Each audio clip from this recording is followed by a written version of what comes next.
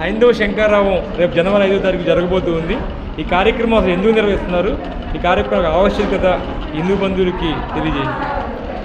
2025 జనవరి 5వ తారీఖున విజయవాడలోని కేసరిపల్లి అంటే ఎయిర్పోర్ట్కి ఆపోజిట్గా ఉన్నటువంటి కేసరిపల్లి అనేటువంటి గ్రామంలో హైందవ శంకరావం అనేటువంటి పేరుతోటి ఒక భారీ బహిరంగ సభ కొన్ని లక్షల మందితోటి కార్యక్రమాన్ని విశ్వ హిందూ పరిషత్ ఆధ్వర్యంలో నిర్వహించడం జరుగుతోంది. దీని యొక్క ప్రధానమైనటువంటి మా డిమాండ్ ఏంటంటే, ఎందుకని నిర్వహిస్తున్నామంటే కనుక హిందూ దేవాలయాలకి స్వయం ప్రతిపత్తి కలిగించాలి. భారతదేశంలోని అనేక రాష్ట్రాలలో కేవలం హిందూ దేవాలయాల మట్టుకే ప్రభుత్వం యొక్క ఆధీనంలో ఉంటున్నాయి. చర్చిలు కానీ మసీదులు కానీ మిగిలిన మతాల వాళ్ళే కానీ అన్నీ కూడా వాళ్ళే నిర్వహించుకుంటున్నారు. కానీ కేవలం హిందూ దేవాలయాల మట్టుకే ప్రభుత్వ ఆధీనంలో ఉంటున్నాయి. ప్రభుత్వ ఆధీనంలో ఉన్న కారణం చేత దేవాలయాల్లో ప్రసాదాలు అపవిత్రం అవుతున్నాయి. దేవాలయాల్లో అన్నప్రసాదాలు అపవిత్రమవుతున్నాయి. దేవాలయాల్లో జరగాల్సినటువంటి ధార్మికమైనటువంటి కార్యక్రమాలన్నీ కూడా సజావుగా జరగట్లేదు. అక్కడ అన్యమతస్థులు ఉద్యోగస్తులుగా ఉంటున్నారు. దేవాలయాల యొక్క భూములు అన్యాక్రాంతం అయిపోతున్నాయి. ఏ విధమైనటువంటి ప్రయోజనం లేదు. హిందూ దేవాలయ హుండీల నుంచి వచ్చేటువంటి ఆదాయాన్ని సెక్యులర్ అవసరాల కోసం ఉపయోగిస్తున్నారు. ప్రభుత్వం వాళ్ళ యొక్క అవసరాల కోసం ఉపయోగించుకుంటోంది. హిందూ దేవాలయాలని ఒక వ్యాపార కేంద్రాలుగా, ఒక సెక్యులర్ కేంద్రాలుగా చూస్తున్నాయి కానీ ఒక ధార్మికమైనటువంటి కేంద్రంగా ప్రభుత్వాలు ఏవి కూడా భావించడం లేదు. అంటే దేశవ్యాప్తంగా దీనికోసం జరుగుతున్నటువంటి ఒక మహా ఉద్యమంలో భాగంగా దేవాలయాల స్వయం ప్రతిపత్తి అటానమస్ స్టేటస్ ఇవ్వమని చెప్పి దేశవ్యాప్తంగా జరుగుతున్న ఉద్యమంలో భాగంగా ముందుగా ఆంధ్రప్రదేశ్లో నిర్వహించడం జరుగుతోంది. అది హిందూ సమాజానికి మీరు దీని ద్వారా ఏం తెలియజేస్తున్నారు? వాళ్ళని ఏ విధంగా జాగృతం చేయాలని చెప్పి మీరు సంకల్పించుకున్నారు? హిందూ సమాజం ఐకమత్యంగా లేని కారణం చేతే ఇన్ని సంవత్సరాలుగా ఏమవుతుందంటే, ప్రభుత్వం ఎవరైతే విడిపోయి ఉన్నారో వాళ్ళని పట్టించుకోదు, ఎవరైతే ఐకమత్యంగా ఉన్నారో వాళ్ళనే పట్టించుకుంటుంది. ఎందుకంటే వాళ్ళ యొక్క ఓట్ బ్యాంక్ పాలిటిక్స్ వాళ్ళు ప్లే చేస్తూ ఉంటారు.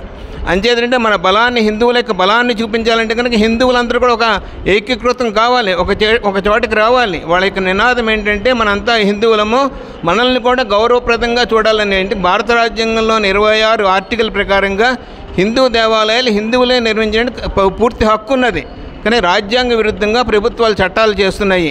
ఇది సెక్యులర్ స్ఫూర్తికి విరుద్ధంగా ప్రభుత్వాలు దీన్ని చేస్తున్నాయి. కాబట్టి రాజ్యాంగ విరుద్ధము, సెక్యులర్ స్ఫూర్తికి విరుద్ధము. కాబట్టి హిందూ దేవాలయాలను స్వయం ప్రతిపత్తి కలిగినటువంటి హిందూ సమాజానికి అప్పచెప్పమని చెప్పి, తద్వారా దీనిని ఈ డిమాండ్ కోసమే హిందువులందరూ ఏకం కావాలని, దీనివల్ల అనేక సమస్యలు మనకు పరిష్కారం అవుతాయి. కేవలం దేవాలయాలే కాదు, దీనికి అనుబంధంగా ఉన్నటువంటి అన్ని వ్యవస్థలు కూడా మనకు బాగుపడతాయని చెప్పి విశ్వాసంతో ఈ కార్యక్రమం చేస్తున్నాం. రేపు హైందవ శంకరావానికి ఎంతమంది హిందూ బంధువులు వస్తారని మీ అంచనా?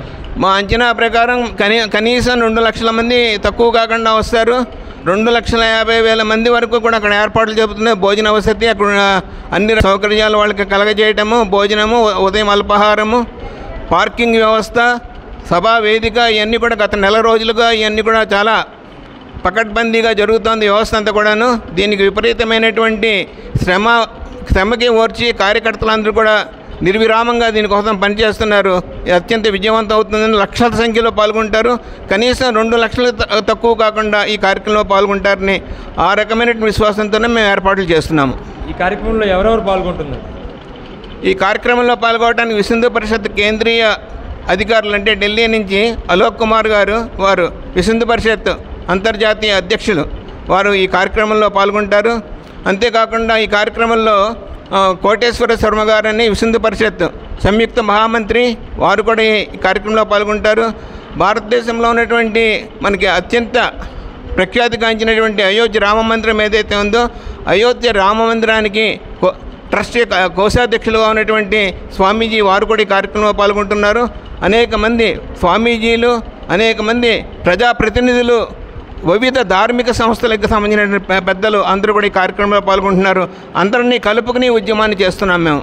జై శ్రీరామ్. హైందవ శంకరం ద్వారా హిందూ సమాజానికి మీరు ఇచ్చే పిలుపు?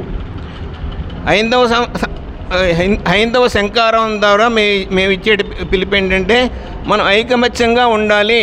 ఐకమత్యంగా ఉంటే మనం ఏదైనా సాధించగలము అనేటువంటి ఆశయంతో దీన్ని మేము ముందుకు తీసుకెళ్తున్నాం.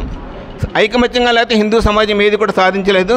మనం కలిసి ఉంటేనే మనకి కలదు సుఖం. మనం కలిసి ఉంటేనే, విడిపోతే చెడిపోతాం మనం. అంతే కలిసి ఉండవలసిన ఆవశ్యకత ఎంతైనా ఉంది. జై శ్రీరామ్. ఇది ఈరోజు మన ప్రెసిడెంట్ గారి ద్వారా తెలిసిన విషయాలు. అలాగే రేపు హైందవ శంకరానికి లక్షలాది మందిగా హిందూ బంధువులు వస్తున్నారని చెప్పేసి, దీని ద్వారా అందరూ ఏకీకృతం అయ్యి మన యొక్క సమాజాన్ని మేల్కొల్పాలని చెప్పేసి విశ్వ హిందూ పరిషత్ కోరుకుంటూ ఉంది.